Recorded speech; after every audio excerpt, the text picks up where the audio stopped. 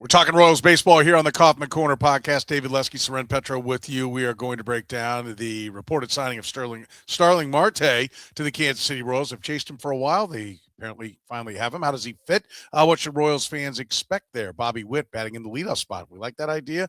Royals hitters showing an increased patience at the plate. Who and how much should we buy into it since it is, again, spring training? We've seen the rotation now, all of them. Lugo, Ragans, Wacha, Bubic in the last couple of days. Noah Cameron earlier. What are we thinking after the first glimpse that we've seen of the rotation up on the mound? I'll get some spring training notes, maybe a little bit about Mason Black, Carlos Estevez having some struggles.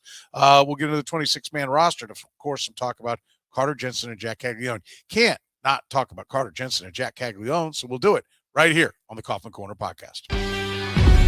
You're listening to the Kaufman Corner Podcast, the most in-depth analysis of the Kansas City Royals, breaking down the Royals like no one else can. Kaufman Corner is hosted by David Lesky and Soren Petro. David Lesky is an accomplished author and the publisher of the Inside the Crown Royals baseball newsletter. Soren is the award-winning afternoon drive host of the program on Sports Radio 810 WHB in Kansas City. Kaufman Corner is proudly brought to you by Gann Asphalt and Concrete, Kansas City's nationally recognized full-service paving and pavement maintenance contractor, making parking lot problems disappear in Kansas City since 1994. Free consultations, no commissions, in-house crews, and every project comes with a written warranty. Find them online at GannAsphalt.com or call 816-484-3338. Gann Asphalt and Concrete, one contractor, all things parking lot. Now, here are your hosts, David Lesky and Soren Petro.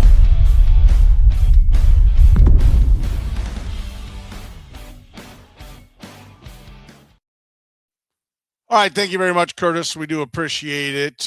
News, I think, was how you responded to me, David, when I said, hey, what are your thoughts on topics? We've got real news to discuss here. We have something to talk about.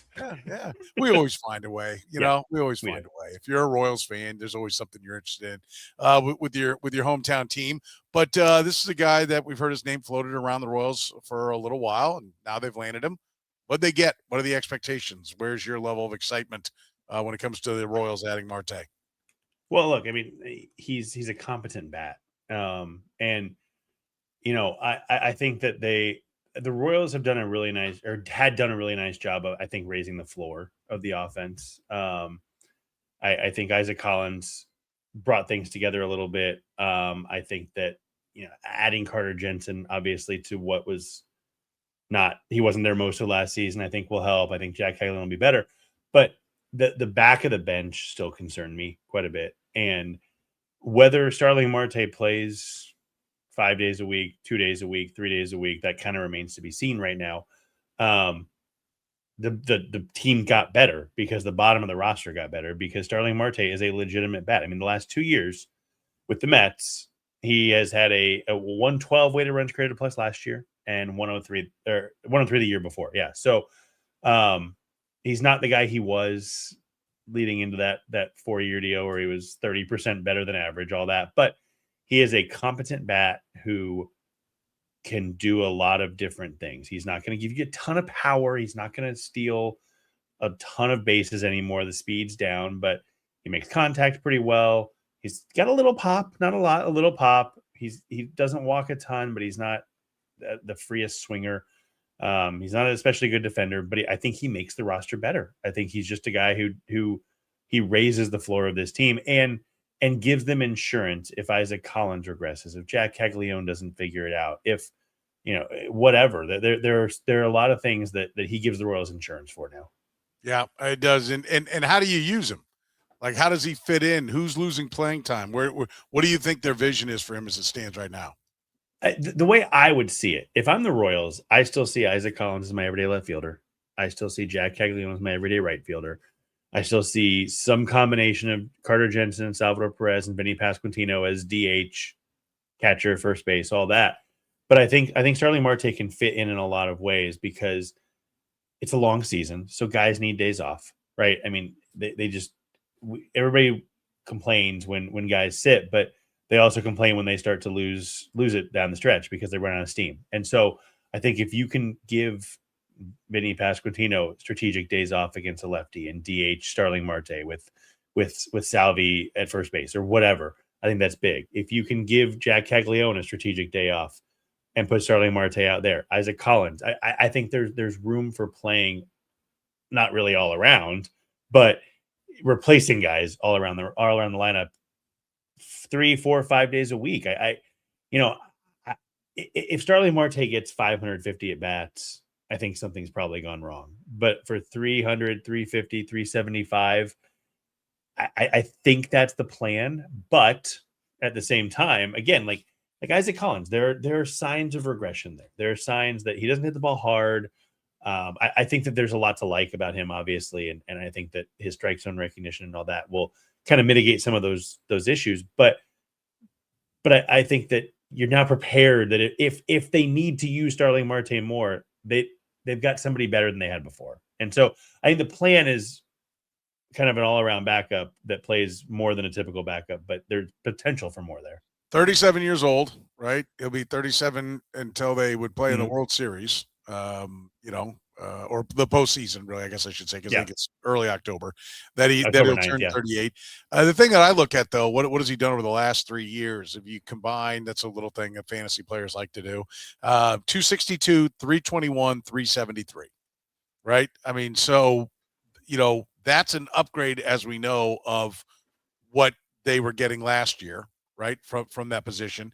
And for his career, I think comparatively speaking to his career, what are his career numbers? 285, 342, 440. So it's down, right? He's not the same player he was, but that's still a competent major league outfielder. The other thing that jumps at me, though, and forgive me if you missed this, I was wrestling with Twitter, which is not fun. It's not. Oh, no, it's a lot of fun. No, it's they were screwed up and then they were fixed, and they were screwed up when they were fixed, and then they're screwed up again. Mm-hmm. And I won't bore people with what all I mean by that. It works functionally for you, but trying to put our live video up is a pain in the ass. Anyway, his splits for his career, 785 versus righties, OPS 770 versus left-handers. I mean, he looks more. This doesn't look like we went out and found a guy that's the platoon partner. Although it could work out that way if Caglianone has a severe, deficiency in that category. You could be like, okay, yeah, I know we could play Marte every day, but if you just handle the lefties and we could sit Caglianone on that, you now have what looks like you could have, multiple platoons going on and build a much better overall position than what any of the individual players are. So this is depth. That's what it is. And we've heard, Matt Quatraro, we've heard JJ Picola, he said it this offseason a couple of times, that Matt Quatraro is really good at maximizing the lineups and knowing how he wants to get everybody in there and everything. Well, that's good because he's got a pretty deep bench. And I don't think Isaac Collins wants to sit all the time. And I don't think there's any professional pinch hitters here in this mix. So it's going to be, I think, pretty interesting. And the one thing I will say, like I said, even though there's no definitive platoon splits, this does point towards, okay, whether it's Thomas in center field with Isbell and it's Marte in right field with Caglianone, and then they're hoping Collins, the switch hitter, can play most of the time. And then days off come with, okay, Marte, whoever will go over to left when Collins needs a day off. Thomas and Isbell will be in there depending upon what it is. He now, I think, I go back to 2 off seasons ago, maybe it's even 3 off seasons ago, when one of the things that JJ Picola said, coming off the really bad year, going into their playoff year, I've got to give him more weapons in the bullpen. Mm-hmm. Right. That was one of the things he said. And then they went out and they did. Didn't make it dominant, but you understood what it was. He's given him more weapons with the bats now.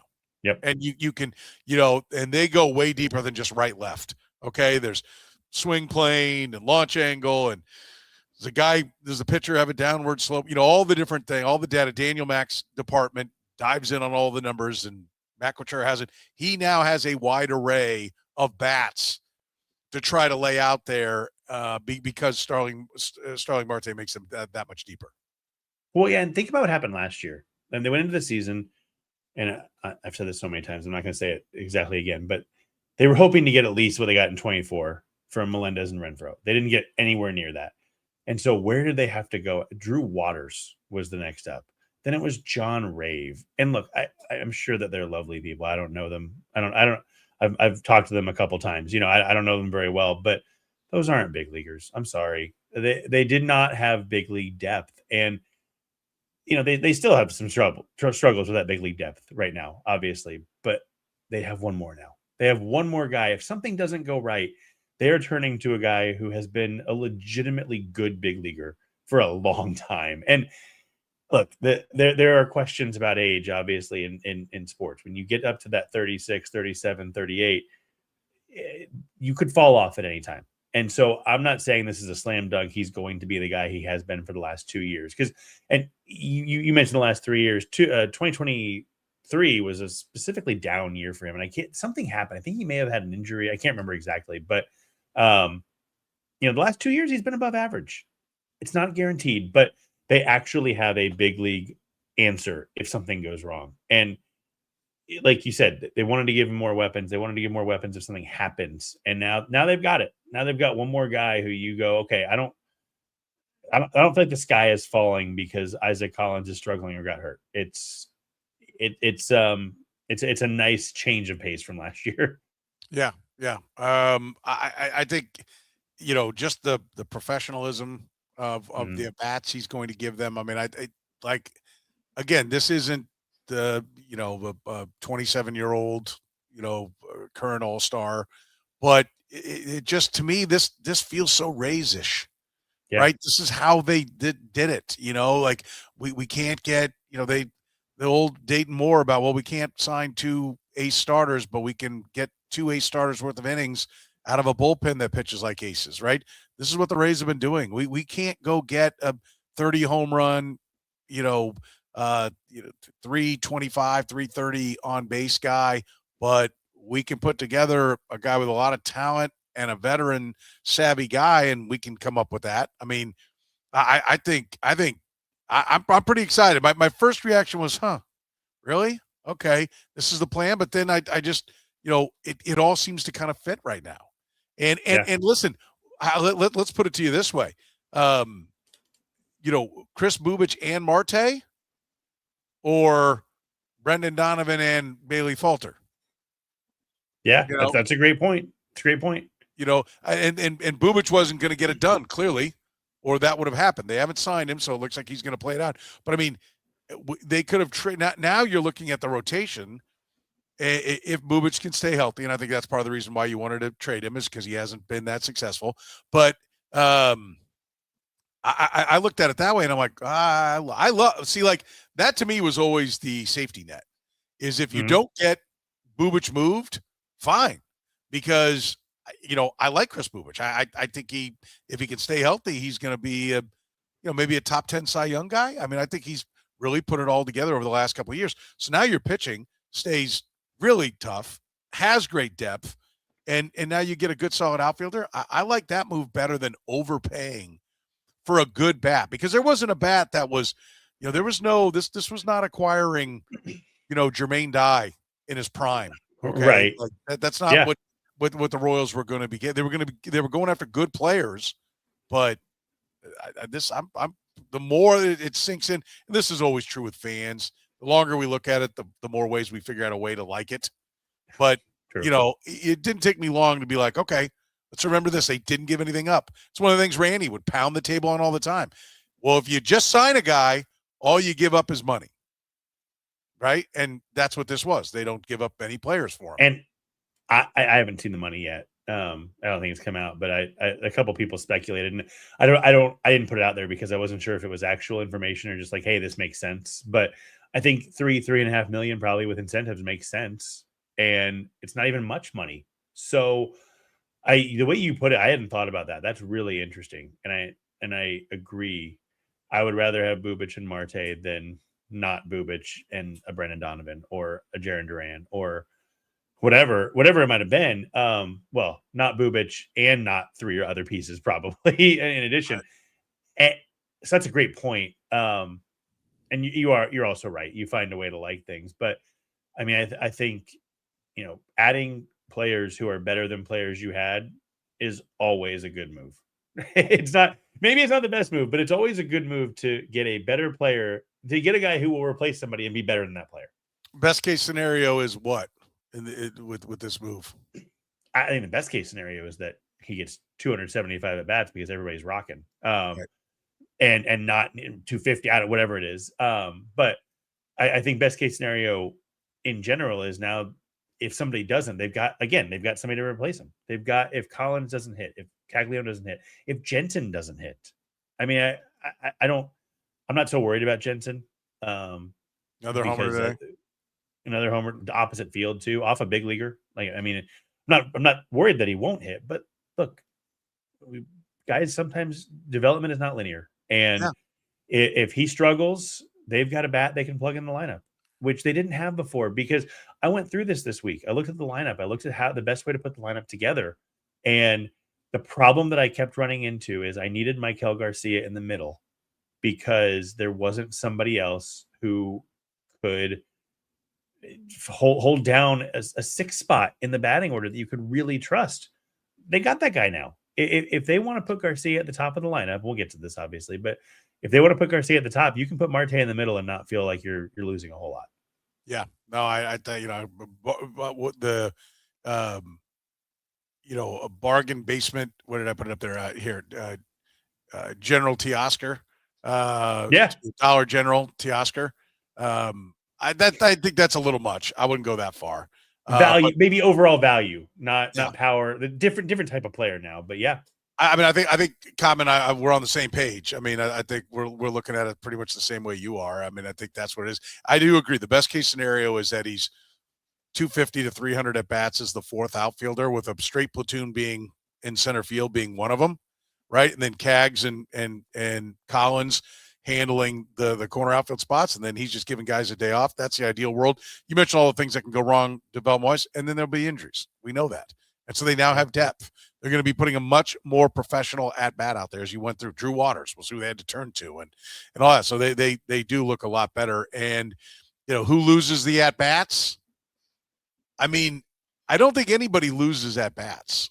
I think they don't earn them. I think now they have to earn them. This is the push. Caglianone, you want to play every day? Hit.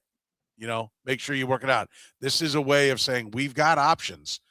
And it's what I think you always want. You want the young guys to have to earn their way in, not to just have – we know that the darkest days of Royals baseball is where things were just given to prospects because we had no other possible solution in the dugout or in the clubhouse. And so you just go out there, and we'd watch guys struggle forever. I mean, to a degree, that was somewhat that way with Hosmer and Moustakas as well. And they were not linear in any way in their development, had their ups and downs, had to go back down. And so, it's this to me gives them much better depth. And I wrote the question, who loses the ABs? Again, I don't think anybody loses them. I think they didn't earn them. And so it'll go to somebody else now. Yeah. Well, I do think that there's probably an answer. My opinion right now is Tyler Tolbert. Okay. I don't see a spot for him on this roster. He's a center fielder and a second baseman. They've got Lane Thomas and Kyle Isbell in center. They've got Jonathan India and Michael Massey at second. And now, Nick Lofton in that mix as well. Well, and I was going to say the reason that I have Lofton over Tolbert here is because I keep going back to this question. If Michael Garcia is not playing third base, who is playing third base if Nick Lofton is not on the roster? And look, maybe it's Isaac Collins because they've talked about his ability to play the infield. I have a lot of doubts about that, considering the fact there's a reason he hasn't. Right. So they've mentioned it, sure, but I don't. I get that. I get that Tyler Tolbert's a guy you can put on as a pinch runner. I think the hope for the Royals is they don't need to steal that run as much anymore, and they don't need. Yes, Salvador Perez is still slow as anything. I don't know did you see the game yesterday? The double play that he hit into was wild. I would have beat it out probably, but let's not go that far. Tough talk.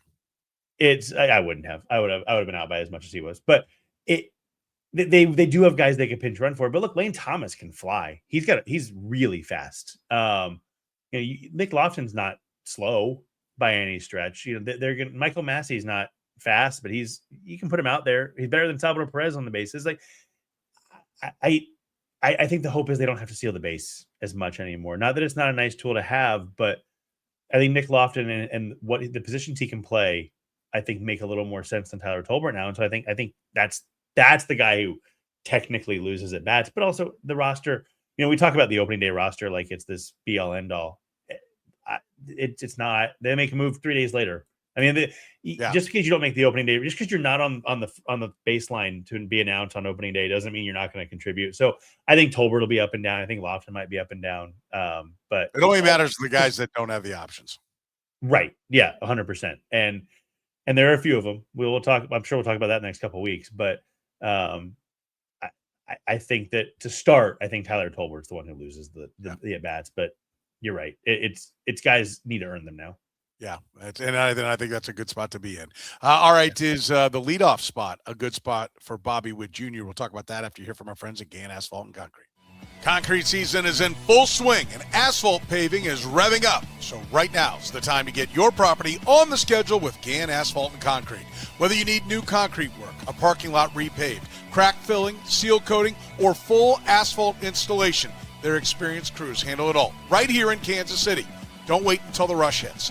Call today for a free bid and secure your spot before the calendar fills up. Get the process started right now at GannAsphalt.com. That's GannAsphalt.com. Gann Asphalt and Concrete. One contractor, all things parking lots. Now at Whataburger, you can get the new Big Ranch Wrap for $3, 5 premium Whata chicken bites for $4, or a bacon cheese Whataburger Jr. for $5. Add fries and a drink for a little more. Now that's a Whata deal at Whataburger. Download the app. Northland Injury Law, Kansas City's Google 5-star rated personal injury lawyers, serving KC for more than 40 years, voted Kansas City's #1 accident lawyers, helping people with serious injuries from car accidents, work accidents, falls, and other personal injuries. Northland Injury Law doesn't get paid unless they get money for their client. Don't wait, get compensated now. If you have a case, text HURT to 22222. That's HURT to 22222, or call 816-400-HURT. That's 816-400-4878. The choice of a lawyer is an important one and should not be based solely upon advertisements. All right, David, do we like Bobby Witt Jr. in that leadoff spot? Yeah, it's fine. He makes sense, right? He's fast, obviously. He's the modern leadoff hitter in that he hits home runs. He hits for average. He gets on base pretty well. That's an area of his game that I think could still lend to some improvement. My only problem with Bobby Witt in the leadoff spot is how the lineup turns over. And I want him, I like him obviously at the top. You want him to get as many at-bats as possible, and the leadoff spot gets him the most. But you put him leadoff, he is not batting with a man on base to start the game. He's guaranteed to bat with nobody on to start the game. Then as the lineup turns over, who's hitting ninth? Kyle Isbell. And I have no problem with Kyle Isbell in the lineup hitting ninth. I really don't. But he's not a good hitter. And especially if you've got 8 good hitters, even 7 good hitters, Kyle Isbell hitting ninth is not a problem because he's such a good defensive center fielder. We've talked about this. But how often is Bobby Witt going to come up with nobody on base even after his first at bat? And I want him driving in runs and setting the table, which I think is why this number 2 spot is perfect for him. But at the same time, he's also the best hitter on the team and the best player on the team. And so if he gets the most at bats, that's not the worst thing. And forgive me for not looking this up because maybe Andy Rogers, maybe you have written something about it. I think I've read I'm up to date with all your stuff. But is this maybe just doing us because they're talking about him batting leadoff in the World Baseball Classic, right? Is this maybe just a chance for him to get a rhythm for that? And he'll be batting too. I think that's what I think it is while taking a look at it, finding out if he likes it, if he settles into it. We're going to talk about the patience that he is one of the guys that's really displaying, and maybe that's inspired him to do that. But I remember one of the things that Tony La Russa said when he unconventionally at the time batted Mark McGwire third. And there was this blasphemous, like, how are you not batting him cleanup? You know, he's the best power hitter out there. Got to bat cleanup. Got to have guys on base for him. Got to get him down. And his answer wasn't, I've got a volume of analytics that say that I should do this. His answer was, because I want the starting pitcher to know that he is going to face Mark McGwire in the first inning. There's no way around it. Nothing he can do. There's no way he can avoid seeing Mark McGwire in the first inning. I think there's something to being said for get your crap together because you're seeing the best guy right out of the gates. Mm-hmm. And so, I think it'll be interesting. I think the modern baseball player has gotten over I bat fourth. That's where I hit. I'm only comfortable there. I think they have the math guys with their agents and everything, and they want to bat where they're successful. And managers know where they're successful, and they're usually putting them in those spots. And so that's why I think guys have bought more into wherever you want to put me, Skip. Yeah, put me in the best spot. I want to win. So we talk about it all the time, more so on Red, Gold, and Bold, our Chiefs podcast, about, players will play hard for coaches that make them better. If you're an offensive line coach and you teach an offensive tackle a better kick step or a better hand position, and all of a sudden he's stopping big-time pass rushers, hey, I'm getting paid. I'm a better player. I'll run through a wall for you. And I think there's an element of that. Matt Quatrero's job is to put guys in a position to succeed. So if Bobby Witt Jr. goes there and this has inspired him to be more patient, or if this just fits for him, I'm good with it, because all of a sudden now the lineup's starting to look longer. I'm with you on Kyle Isbell ninth, but if it's just Kyle Isbell against righties, how much more tolerable is that? If it's Lane Thomas, against lefties, how much more tolerable is that? Again, I don't think this is the answer. I don't think this is where they're going. But and maybe part of spring training is everybody get comfortable wherever I put your name down, because we're not just going to have 2 set lineups against righties and lefties. We're going to have a whole bunch of them. Maybe that's where this is going. Yeah, your point about having to be ready. It's interesting you said that, because I was listening to MLB Network Radio this week, and I don't know who it was. It was one of the pitchers who hosts one of their shows was talking about facing the Braves with Acuna in the leadoff spot a couple years ago, and going, you lost sleep the night before thinking about it. Yeah, because you knew that the first pitch you threw was to the best hitter in their lineup, and so I think it's a fair point, and I do. I think it was Annie who did mention that it was that she quoted Matt Quatrero about the WBC and how that's where he's going to hit. But I believe, and I'd have to go back and look, I believe that later on in the story was, and also we'll see if we like it, because when you have multiple good hitters, you can do things like that, because when you don't have anybody else, Bobby Witt kind of has to hit second, because you've got to put him in a spot where he can drive in some runs. If you've got 5 other guys who can drive in runs, maybe you do hit Witt first. Maybe you do say, you're going to set a table. You're still going to drive in your runs. You're going to drive in yourself 30 times. You're going to drive in somebody else 70. You're going to get to your 30 and 100 in the leadoff spot still, because we've got a guy hitting 8th who's going to get on at a 330 clip. And so you can do these things. And so maybe as the year goes on and they figure out what they have, that does change. I'm with you. I think that he hits second. I think you're going to see him on opening day hitting second, on game 152 hitting second. I would be very surprised if he hits anywhere but second. But I don't have a problem with him looking at it and seeing how he does. And I get, like you said, I don't have a problem if it helps him to improve his approach even just a little bit. Yeah. And he is seemingly having a better approach. He's taking more walks. Some you and I were kind of exchanging texts on today. I mean, do you buy that at this age you can suddenly become a player that can up your on-base percentage by drawing the walks? Or is this just, hey, dumbasses, stop getting excited about a handful of at-bats in Arizona? Well, look, first of all, plate discipline does, what's the word? Regulate pretty quickly. No. Well, yes, a little bit, but it actually doesn't.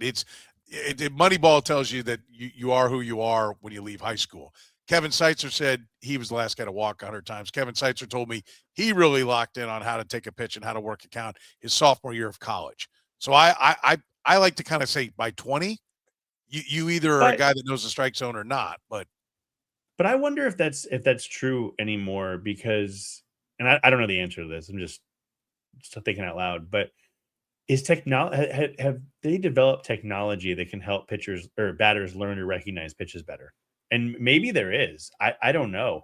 Maybe what they have out there allows a hitter to say, when I see this, I know it's a slider. And when I know it's a slider, I know it's coming here or there or whatever. I don't know the answer. I'm just throwing that out there. But I also think that, look, a guy like Connor Dawson, who they hired, and we haven't talked about much lately, but That's my hope, is that the new hitting guys have made a connection.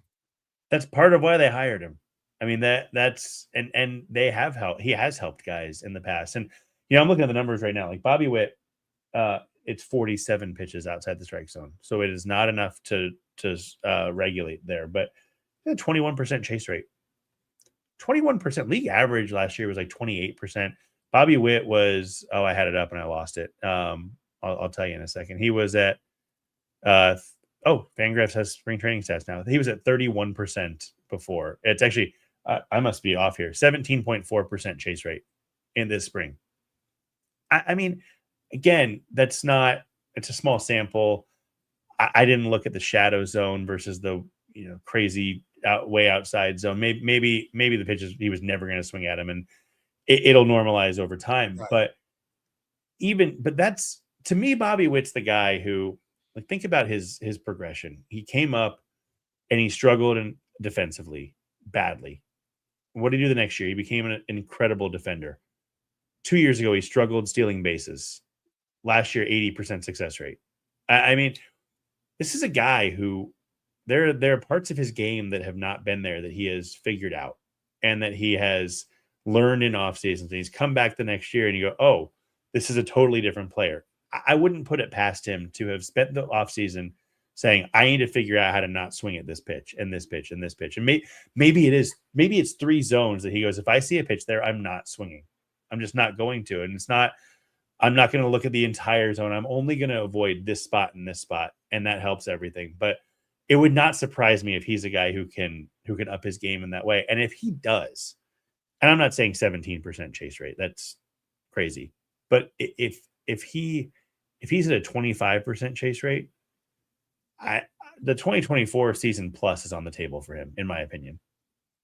Yeah, listen. Agreed, and I think that's one of the things we've talked about is, like, if you get back to him being what he was in 2024, man, that takes everything up another notch. I mean, you've already got other guys that have shown that they've got better potential. Yeah, I mean, if he's now going to work the count as well, and you're going to have Vinny Pasquantino, hopefully duplicates his 32 home run season behind him, the lineup gets deeper. I mean, this is where, I remember Carlos Baerga is the guy I look at. Carlos Baerga was talked about as like Robbie Almar's equal when he was playing for the then Indians, now Guardians, in a lineup that had Manny Ramirez and Jim Thome and Sandy Alomar was hitting at a high level, and Albert Bell and Kenny Lofton setting the table. And Baerga was like, it was literally like, Jeter, Nomar, A-Rod type of deal. Like Baerga was like, and then all of a sudden he wasn't in that lineup and he fell apart. And Omar Vizquel was hitting like 320 one year on that team. And it's because there were so many good bats that it just raised everybody up. And I think, Bobby's one of the guys that raises everybody up. But I think even when you're great, it pushes you up as well. And so if they're all, it's finally feeling like it might be a complete, with platoons, a complete 9-man lineup. And so maybe that's what it is. Jack Caglianone's taking pitches as well. That's one of the things you've talked about. Yeah. Caglianone, he's been impressive because I think back to September when he had 14% walk rate or whatever. And you go, that's awesome. That's great. But I mean, I said it before, I don't think he was making good decisions. I think he was just taking a lot of pitches, and good and bad. And so, yes, he was taking more pitches, but what does that mean? He's at a 14% chase rate. Or coming in today, he chased a couple today. But they weren't, I didn't think they were egregious chases even. I was, watching on game day.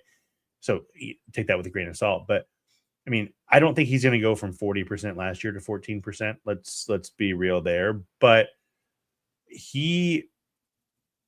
that's the next step for him too. And if he can figure out which pitches to swing at, and I think that some of that is also part of the ground ball issues with him, is that he's swinging at the wrong pitches too. Like that, even if they're strikes, he's swinging at pitches he shouldn't be swinging at. And we've seen some swings the last couple of days. The one against Lorenzen, the double to center field yesterday. Was that yesterday? Yeah. 116.5 off the bat. It was just a perfect swing. Yeah, the pitch was on a tee for him. Yes, 100%. But that happens, and you can't, when you're all out of sorts, you miss on that sometimes too. Yes, and he was missing those last year, and he clearly didn't miss it. The home run he hit the double that was 120 miles per hour the other day. Yes, it was a pitch he should hit, but you're going to pitchers make mistakes. You have to be able to hit them, and if he can hit them, then he's going to see less of those pitches. He's going to see more pitches out of the zone, which will lead to the chase rate needing to stay low, because if he keeps hitting those mistakes and doesn't get himself out. I mean, I'm not ready to say that I totally buy that Jack Caglianone's fixed, but I'm also not going to say that 250 plate appearances have turned him from a potential 50 home run guy to a guy who shouldn't be in the majors. I think that this is an area of his game that he never needed to work on before, because he could hit anything. And when he got to the big leagues, that was exposed. And so he worked on it. We'll see. It's, 100 pitches or whatever it is in spring training. So we're not there yet, but you got to start somewhere. And this is what we have to go by. And it's impressive. Well, let's be clear. None of us are waving a checkered flag because he's, gotten off to a decent start here in the spring. But we'd all be crapping our pants if he did not have a hit yet. Okay. Yeah. I agree. Spring training stats mean nothing. There's nothing. There's no indicator, literally almost no indicator what spring training stats mean to the regular season. But I can tell you this, he feels better. He does not want to drag his bat out there looking at 057 in spring training out there. And so I am glad he is hitting. I want him mentally feeling confident. And so, I think that's even it has to be part of the design when you put the lineup together, is giving him a chance to feel good and to beat up on some lesser pitchers and get his confidence going early, because it's clearly couldn't dig himself out of the hole at the big league level last year. So I think this is just part of the process, but I also think so few at bats at the big league level, like you said, never really had to struggle. And that's the scary part, because sometimes guys don't know how to fix a struggle because they never have struggled. But other times it's just like, okay, I got to work through it. And then once they've done it, okay, now they know how to do that. And so they know how to get out of the next trouble and the next trouble and the next trouble. And that's what we're finding out. I think that there's such a small sample size. There's reason to be optimistic that new hitting coaches with a different message, an off season to work on things with all his personal hitting coaches, which every guy has with their agent. I think you've got the opportunity to believe that he could have a big turn this year. And I will also say, you mentioned hitting off lesser guys. Baseball Reference has that great opponent's quality score that we forget about every year until spring training comes, and you go, oh yeah, that's right. He's at 7.8, which is 8 is AAA, 10 is Major League. You don't see a lot of guys who are much higher than 8.5 right now at this point in spring. 7.8, he's seeing some of the better pitchers in spring training. So it's not like he's at 4 and hitting it off A-ball guys who are wearing number 96 with no name on their back. So I think there is some good in that too. Yeah, I think that's a great point. And that makes me feel even better because I hadn't looked at that number. All right, we want to talk about how the rotations looked. We'll do it after you hear from our friends from Greenlight. Greenlight Dispensary, voted Kansas City's best dispensary and your go-to for quick, convenient service. With 4 locations across the Kansas City area, we're never far away. Our drive-through and express windows make it easy to get in, get out, and get on with your day. Our award-winning service is powered by a team of experts dedicated to making your experience seamless and enjoyable. It's no wonder we've been voted the best. Convenient locations, fast service, knowledgeable staff. That's the Greenlight difference. Visit us today. Gann Asphalt and Concrete is looking to grow their team. If you have heavy construction foreman experience with heavy equipment, asphalt or concrete labor, or just want to learn a new trade, contact Gann Asphalt and Concrete to join their team today. Top of the market pay, company provided insurance, and paid time off and holiday pay are just a few of the great reasons to join Gann's expanding team. Learn more about this great opportunity with Gann at GannAsphalt.com/careers. That's GannAsphalt.com/careers. Gann Asphalt and Concrete. One contractor, all things parking lots. All right, let's talk about first time through the rotation. What did you think? We saw him, Noah Cameron was first, then we saw him back-to-backs, Lugo, Ragans, Waka, Bubic. Early returns on what we saw for the rotation. First of all, they were all up there. Injury was a big problem last year. They all got out there. They all got on the mound. They all got swing and misses too. Yeah, Lugo's pitched twice now, and he talked about this new slider. It came out again yesterday against the Rockies. I thought it was interesting that they started Lugo relieved Ragans yesterday, and then today started Bubic in relief with Waka. I don't remember established starters coming in relief. I feel like they have always, maybe it's the WBC, maybe that's the reason, because Waka and Lugo are both leaving. But yeah, Lugo, his slider has been really good. New slider for him. I'm still skeptical about him wanting to use more fastballs. I think that's an odd comment that he made a few weeks ago, but I would use fewer for him. I would use that new slider more, but Lugo looked good. Cole Ragans, though, we need to talk about him for a minute, because ridiculous. Like, he comes out 90 touch 98, I think, once, maybe twice in his outing. I'm trying to see if where the Baseball Savant has changed their layout, and it's great, but I don't know where anything is anymore. So I'm not sure what his max velocity was, but I know he touched 98 at least once. He held the velocity for 2 innings. He had 8 swings and misses on his fastball, which, if we go back to September, what he did in those 3 starts, it was the fastball. Remember that start that he was like 9 out of 10 swings and misses on fastballs in the first inning? I can't remember who it was against now, but maybe the Mariners. That feels right. But this is just a continuation of what he did last season. So I was really impressed with that.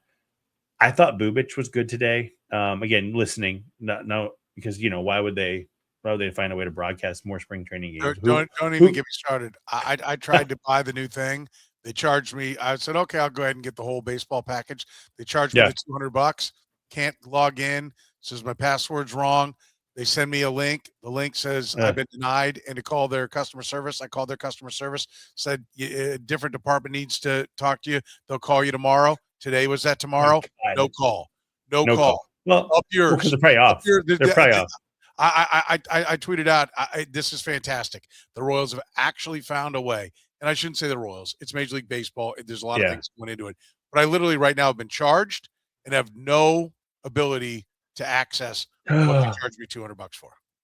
It's wild. Yeah. So anyway, sorry, I got you sidetracked.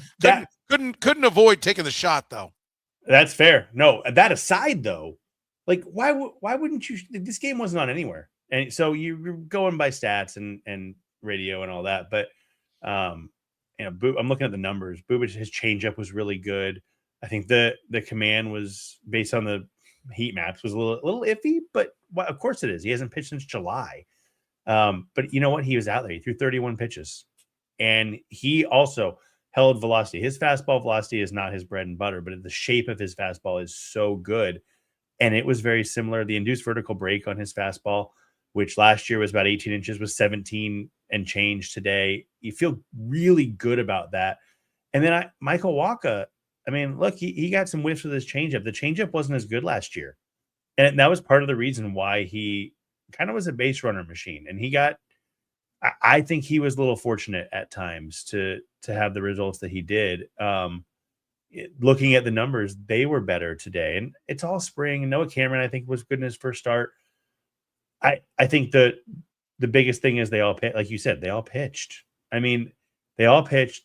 Waka held velocity, Bubic held velocity, Ragans held velocity, Lugo held velocity, Cameron held velocity. That's the thing you want to see. And they're only going 2-3 innings. They lost Stephen Kolek, which hurts depth wise. We didn't even mention that, but I appreciated that they came out of it healthy.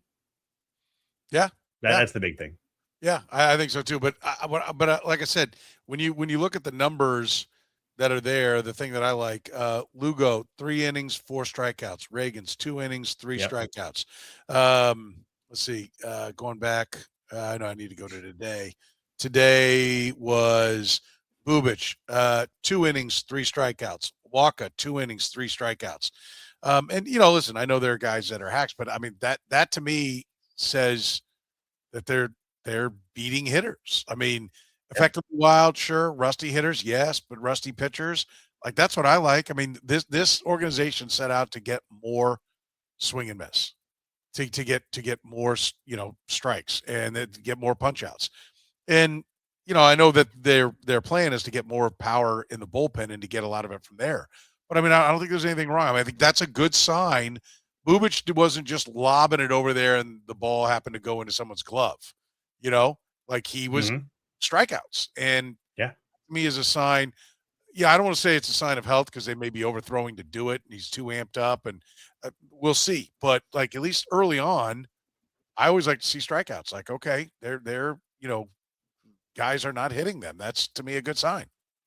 Well, yeah, and to your point about overthrowing, I love that every park has StatCast now in spring training because you can compare the numbers. And looking at Bubic, the velocity same as last year on pretty much all of his pitches. His sweeper velocity was up, but he threw one sweeper. So okay, I'm sure he threw a sweeper 84 last year. Like I don't care about that. But like the movement was pretty similar on every pitch. So I don't.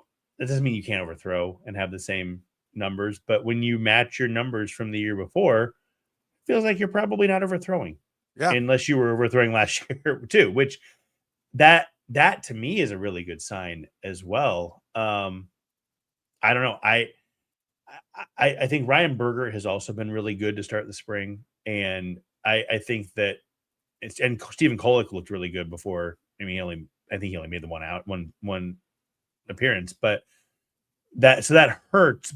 But I don't think that Noah Cameron, at least he's the only one who I think could theoretically lose his job. I don't think he's done anything to lose his job yet, and that's with Ryan Berger doing everything to take his job so far. And again, 2 starts, so we'll see. But it's a good sign. And we should point out Kolek, it's an oblique, which those can be really bad or they can be just kind of, bothersome. Yeah. They said grade 1+, which I did a little research. Sounds like about 5 weeks, which honestly, that could be worse, right? Like he's not going to pitch. He's going to be a little fresher down the stretch. Maybe that's actually a blessing for the Royals down the road, but still you don't want an injured pitcher. Yeah. I mean, I think it's disappointing. I don't want to, you're not going to schedule when a guy gets hurt, but I think it's a little, because they're going to lose a couple of the starters to the WBC. So Kolek was going to maybe be able to settle in and get some regular work. You've always got plenty of arms. Somebody else will get the innings that are out there. But yeah, it would have been nice to see him pitch regular and say, okay, what do they have? But like you said, now this is less wear and tear on him. He shuts it down. The arm's not getting anything. He wasn't going to make the rotation, barring some kind of major injuries anyway. And so if he gets this out of the way now and can be healthy later, all the more, all the more good for it. Let's talk about some of the guys like Mason Black has had a couple of pretty good outings. I like this because Mason Black didn't seem to make sense just on the surface when they acquired him, because it's like, why are they getting another starting pitcher? Like, what is this all about? And we theorized, well, maybe they see something with him out of the bullpen. He hasn't been that great as a starter. Listen, I don't want to make too much of it, but the early returns have been good. He's putting up zeros out of the bullpen. And if it was something where it's like, listen, this spin rate's that, or this downward plane is this, like he needs to throw this more.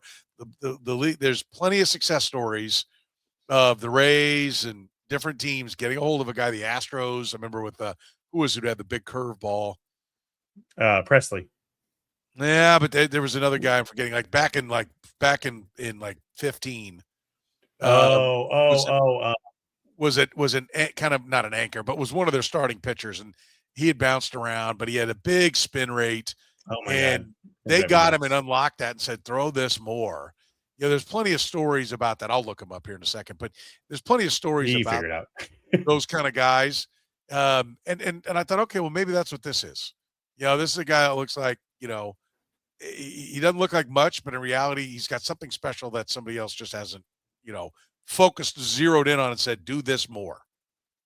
Yeah. And I mean, he's everything's a small sample. I keep saying it, but he has looked good. And from people who have been down there who I've talked to, he's not made hitters look good. It's because there's swing and miss. And then there's, I made you look stupid swing and miss. Mm-hmm. And it kind of sounds like he's making guys look bad, which that's even better. And, he's gotten whiffs with all of his pitches except for his sinker. I'm looking at the numbers right now.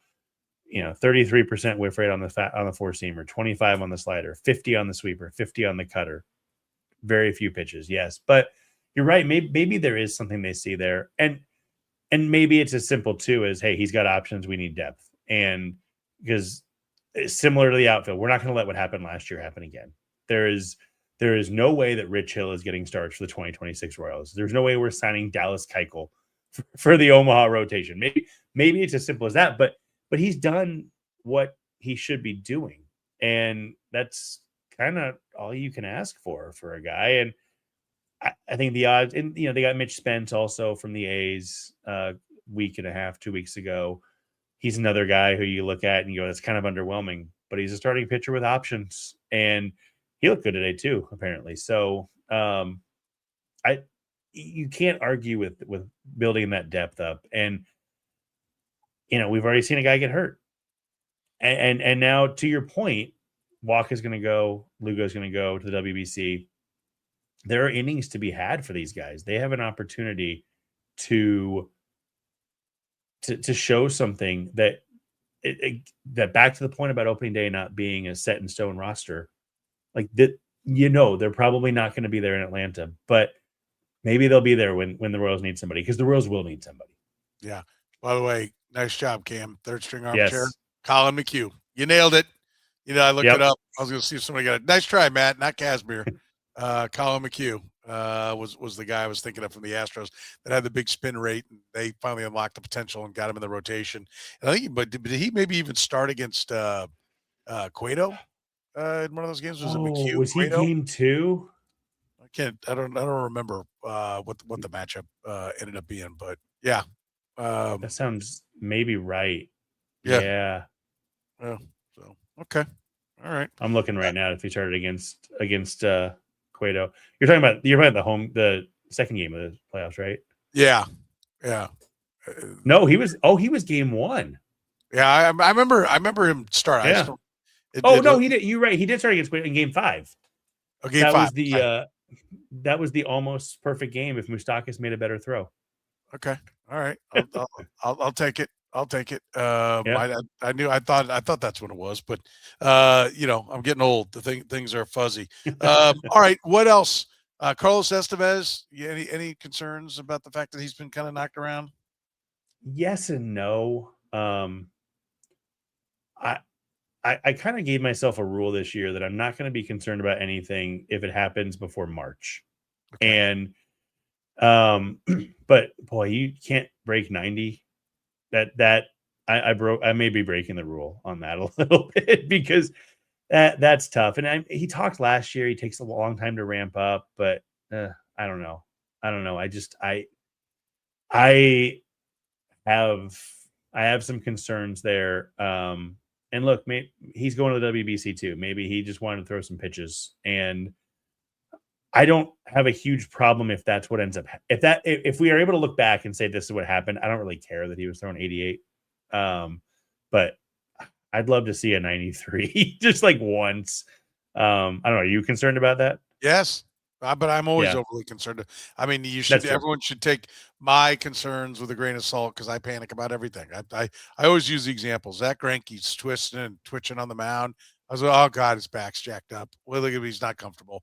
His velocity's down. Oh, his velocity's up. The Tommy John's about to happen. Yeah. I mean, like I do love that your velocity's down, it's bad. Your velocity's up, it's bad. Yes. Where do you go?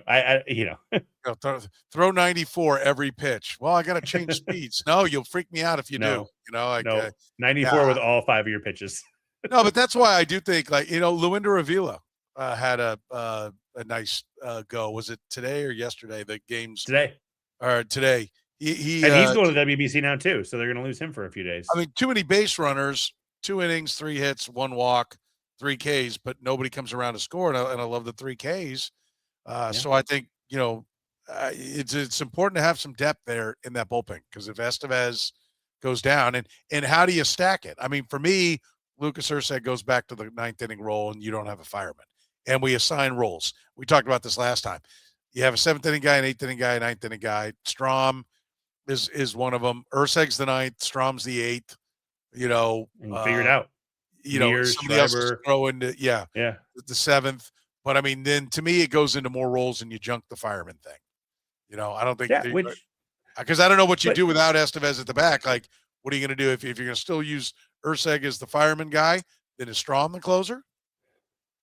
yeah, I mean Estevez makes the bullpen work because he just kind of solidifies everything. And so what needs to if there are struggles, if this is real, if this is a real problem and it's not him just I'm on the mound throwing pitches, they need to find somebody to stabilize the bullpen like he did, and then somebody to replace Urseg too. And that's easier said than done. I do think that, this goes back to some of that starting pitching depth.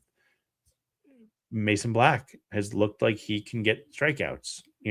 If he's I don't know that you want Nick Mears as your setup guy, but if Nick Mears goes from the 6th inning guy to the 7th inning guy, or John Schreiber, and Mason Black can slot into that 6th inning guy, yes, your bullpen's worse, but it's not bad, And Linder Avila, Dennis Colleran, I saw somebody mention that I lost it.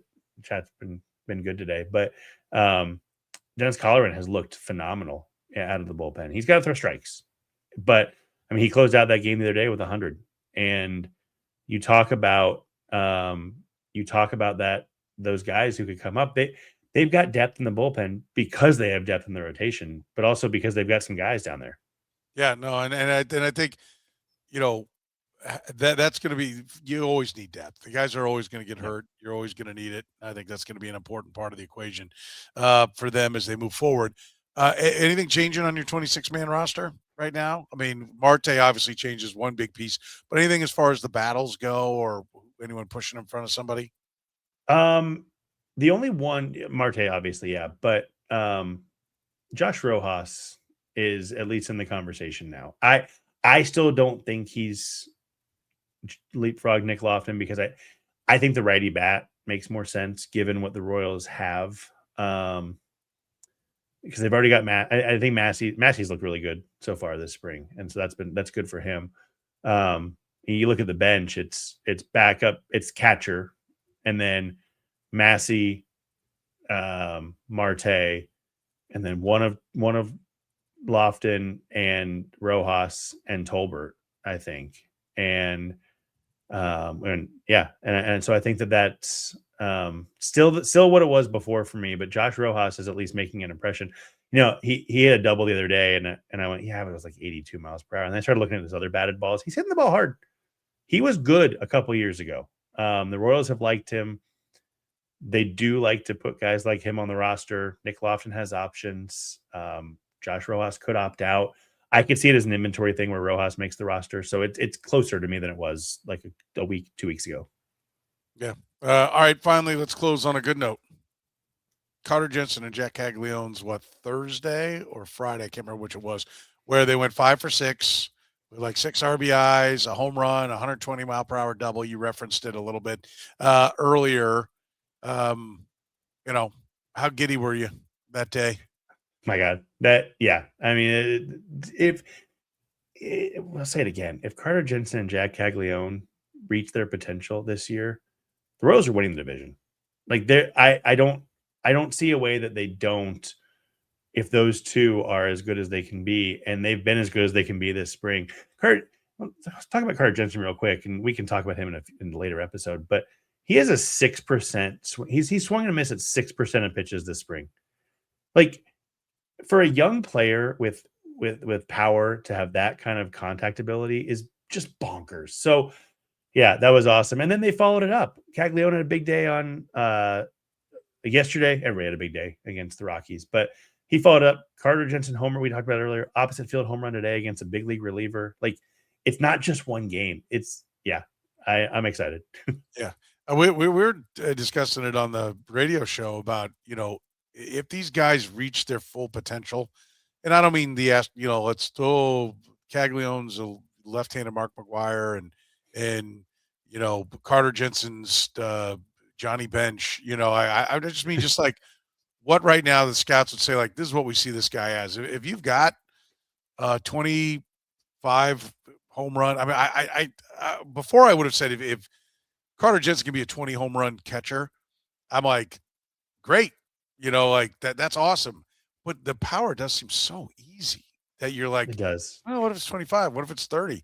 Like, but if he can start to, make that a reality, if Jack Caglianone, not the beast that he was down in the minor leagues, but what that beastly type numbers would project to be at the big league level, just, soften those. And now Starling Marte's on here. Like, how am I not excited? Like, what's not to get excited about? Like, if those two reach their potential with what Michael Garcia, Bobby Witt Jr., and Vinny Pasquantino, and probably Bobby Witt, Vinny, I absolutely am 100% confident in. I think Michael finally figured it out. I think he's going to be the same guy this year. I don't know if there's much more ceiling, but I think he's going to be similar type guy. Along with Salvador Perez doesn't fall off a cliff, like all of a sudden it starts to look really exciting to be a Royals fan. There's reason to believe that there'll be some kind of bounce back for Jonathan India. He'll be better than he was last year. The platoon in center field will be more productive than it was last year. Man, I mean, like when those two guys had that day, I was like, oh, let's dream a dream where, you win a game 6-4 and Bobby Witt Jr. and Michael Garcia and Vinny Pasquantino didn't drive in any of the runs. Yeah, they're 1 for 12, but Yeah. you still, yeah. Yeah, with a walk, But, they scored one of them, and but that's what championship lineups look like. Let me ask you this. We can end here. What's the home run total for Jensen and Caglianone where you look at this team and you go, yeah, they won the division?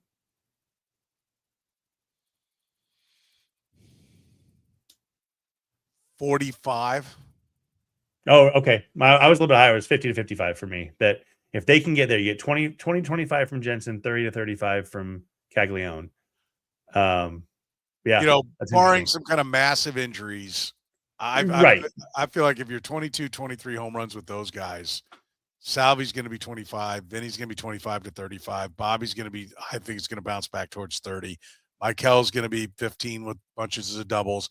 Like that lineup it's hard to navigate. And I think we haven't even talked about Collins, who had a 370 on base last year, 368. But yeah, I mean, that's the other thing is that like there's real depth.